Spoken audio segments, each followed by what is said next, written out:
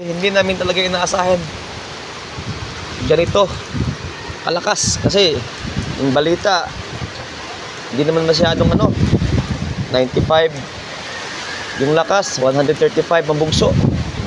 Kaya hindi namin inaasahan ganito talagang damage. Kasi na yung nakaraang mga bagyo, super typhoon yun, umaabot yun ng 200 ang lakas, pero hindi nakaganito yung damage. Ito talagang grabe. Ito 135 lang yung bugso niya, pero tingnan nyo ang dami sa amin. For the first time nangyari dito in history, dito sa lugar namin. Binaha lahat talaga ng lahat ng pananim, yun, yung mga lubi, wala ng mga wala ng dahon, lahat ng saging, kaya hindi ako makalabas. Tingnan nyo ang baha dito. For the first time talaga nangyari yung baha yan. Tingnan nyo, grabe talaga ito, damage, kawawa. Kaya sa ngayon mga kabuhay, hindi pa namin alam paano kami makapagsimula, saan kami makapagsimula, kailan. Ang Diyos na ibahala sa amin, kasi grabe damage sa anak buhay namin, anak buhay ko, sa iba, lahat dito apektado sa lugar namin. Kaya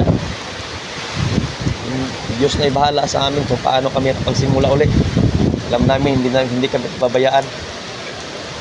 Kaya pray tayo palagi. Pag-pray nyo kami dito sa Masbate area namin, sa bayan ng Kawayan, Masbate kami. Grabe, for the first time na nangyari sa aming lugar ganito kalakas. Hindi pa namin alam, hindi ko pa alam sa ibang barangay, sa mama ko, kasi malayo ako sa mama ko, medyo distansya, sa ibang barangay sila, kabilang barangay.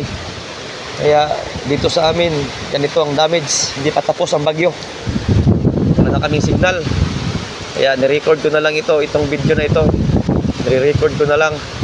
At kung magkakaroon ako ng signal ay may popost ito at paghanda ang madadaanan ng bagyong Upong na ito. Grabe, sobrang lakas talaga. Kaya huwag tayong kampante. First time na nangyari sa lugar namin ganito kalakas damage, sobra. Kaya may dumaan dito kanina na taga rito talaga, yung simula paglaki, sabi niya the first time na nangyari ito, ngayon lang talaga ito nangyari sa barangay, sa lugar namin. Grabe yung lakas talaga, sobrang lakas. Doon sa tabing dagat, hindi pa namin alam kung ilan kaya ang pambot ang na-damage ito. Sana po ay safety po, walang mangyaring masama sa mga tao dito nakatira. Sana yung mga yung mga pananim, hanap buhay lang ang damage, wala lang buhay na malagas sa bagyong ito. Yun na. Okay, so yun lang muna. Grabe, pag-pray nyo kami dito sa lugar namin.